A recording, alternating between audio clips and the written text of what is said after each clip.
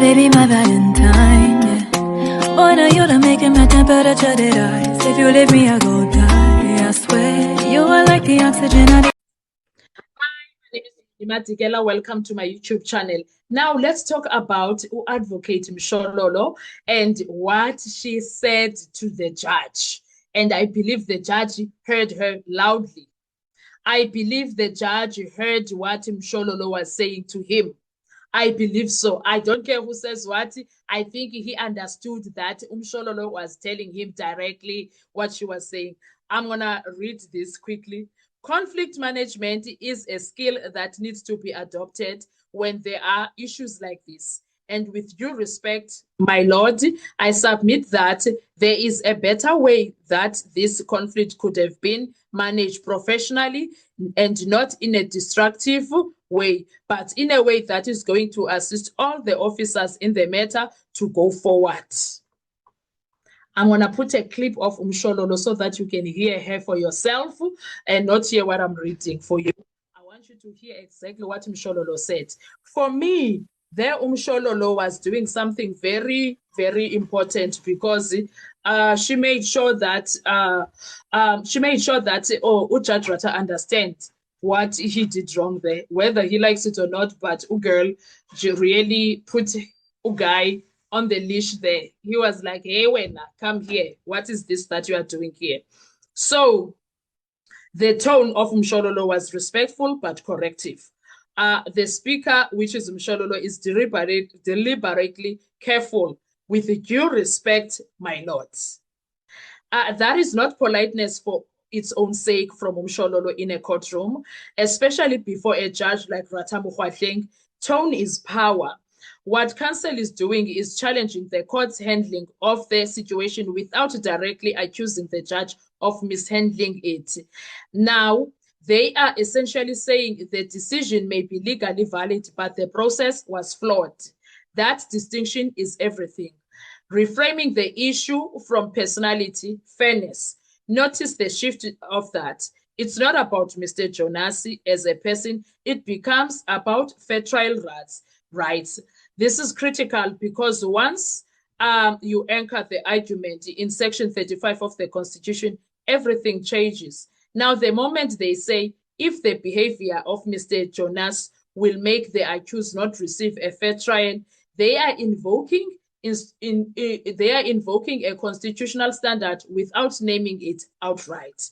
Now, that's powerful because now it's no longer optional for the court to consider it. It becomes a legal obligation, not a preference.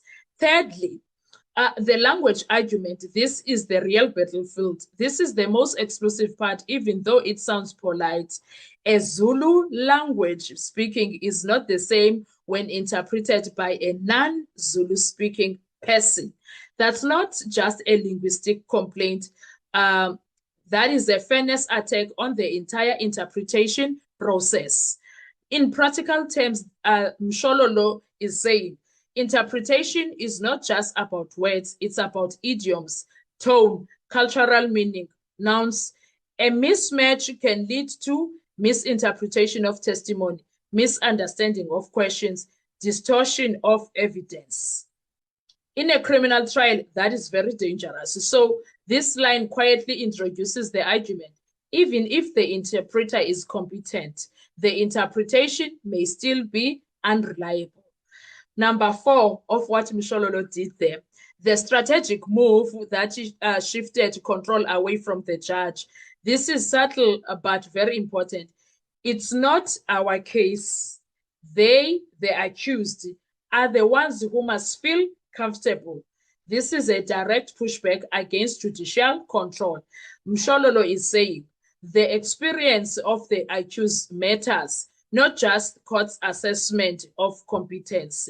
That's a big shift because courts normally operate on the interpreter is qualified, therefore interpretation is accepted. The defense from Mshololo's side is challenging that assumption. Number 5 of the things that Mshololo did, the chamber's solution. This is diplomacy, not weakness. Maybe sit down in chambers. At face value, it sounds like compromise, but strategically, It does three things. First, de-escalate the public tension. Avoid embarrassing the court in open proceedings. 2, create a record of reasonableness. Defense looks cooperative, not obstructive. Thirdly, protects future appeals. If the court refuses a reasonable solution, it strengthens a later argument. We tried to resolve this professionally, but the court refused. That's a long game litigation thinking. Mshololo is a master. She's the master. Number 6 of things that Mshololo did with a small portion of what she said. The hidden pressure point, delay versus fairness. The speaker, which is Mshololo, acknowledges it will also cause some delays. Yabona where she's playing now. This is clever because delays are usually blamed on the defense. But here they flip it. Yes, delays exist, but it must be weighed against fairness. So the court is being forced into a balancing act. Speed of trial versus fairness of the trial. And in law, fairness always wins. Now, what's really happening underneath, if you strip away politeness, the submission is saying, the way this interpreter issue has been handled risk undermining the fairness of the trial. And there were better, more professional ways to manage the conflict that would protect both the accused and the integrity of the court. And more quietly, if this goes wrong, this becomes an appeal issue. Now, that was Mshoza for you, Gesan. This is not just about an interpreter. It connects directly to the bigger pattern that we've been tracking in this trial. Procedural cracks, fairness concerns, control of the courtroom, and whether the process is being managed or mismanaged. This submission is one of those moments where the defense is building a record, not just making a complaint. And Mshololo, in my view, won that one. Mwah! That was brilliant from her. She handled that like a pro. What are your thoughts when it comes to Mshololo and what she had to say to the judge? Let's talk with comment section. I want to hear your views. Thank you so much. I will see you on our next video. Bye-bye. Mr. Romano? Thank you, my daughter. I have nothing further to add. I have nothing further to add. Thank you, my lord. My lord, conflict management is a skill that needs to be adopted when there are issues like this. And with due respect, my lord, I submit that there is a better way that this conflict could have been managed professionally and not in a destructive way, but in a way that is going to assist all the officers and this matter to go forward. Yeah. As my learned friend from the state has indicated that it will also cause some delays. It's one of the facts that also ought to have been considered when the decision is taken. And also, my lord, I will applaud the advice that we received from the DJP to say, if the behavior of Mr. Jonas will make the accused not to receive a fair trial, that also has to be considered. It's not a one-sided issue that needs to be considered.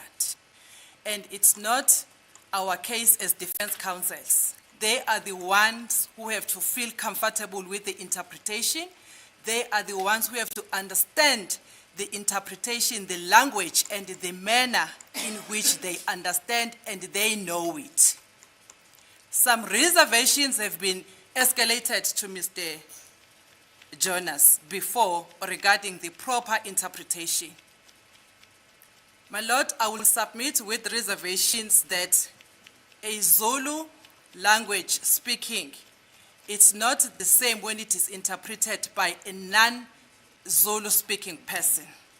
I'm saying that with reservations as an officer of the court, my lord, to say those are the issues that ought not to be considered when we are making this decision, my lord.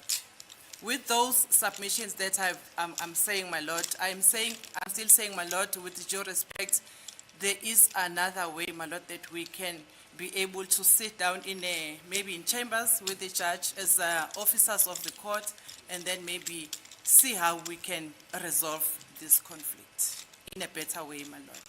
Those are my submissions, my lord. To survive,